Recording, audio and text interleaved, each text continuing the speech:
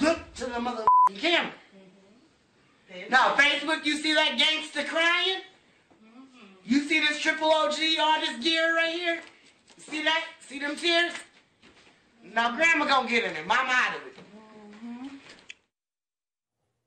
All right, so the posting of this Facebook beating, the whole story behind it is that the 11-year-old boy had posted on Facebook that he was some sort of a gangster. So Mom wanted him taught a lesson. So she created this video, and then she put it up on Facebook. Was anyone here able to watch the whole thing without, like, I went 90 seconds before I took my earpiece out and I couldn't watch it. Producers upstairs couldn't watch it. And they hadn't even hit him yet. I couldn't do it. I watched it, but it made me ill. Yeah. Lonnie, what's your take? Lonnie, was this a crime? Yes, absolutely. This is not any way to teach a child a lesson. This is humiliation and violence. All that teaches is to commit more violence. Yes. So these parents need to be taught a lesson. Yeah. Tiffany Real, here's what she says. Society will beat him worse than his family ever could. This is not abuse. Well, this is what's sad about it, though, Vinny. To some people, it's not, because we don't know how people are living behind closed doors, except the people behind them. I mean, a lot of people, Mike Brooks will tell you, law enforcement sees all kinds of stuff that we think is abhorrent as this, but this is happening behind closed doors.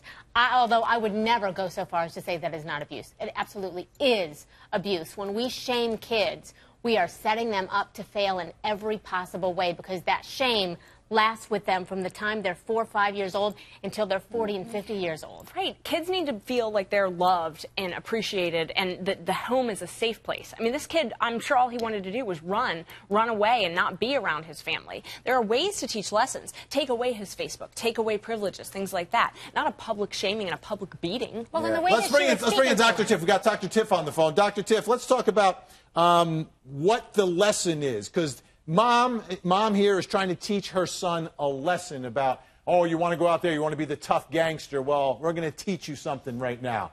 What does this child learn from this experience, Dr. Tiff? Well, I think the important lesson that was learned probably by the mom and probably by the grandmother. Let's look at this, Vinny. The grandmother is 42 years old. She had the kid's mom when she was 14. This mom had this kid when she was 18.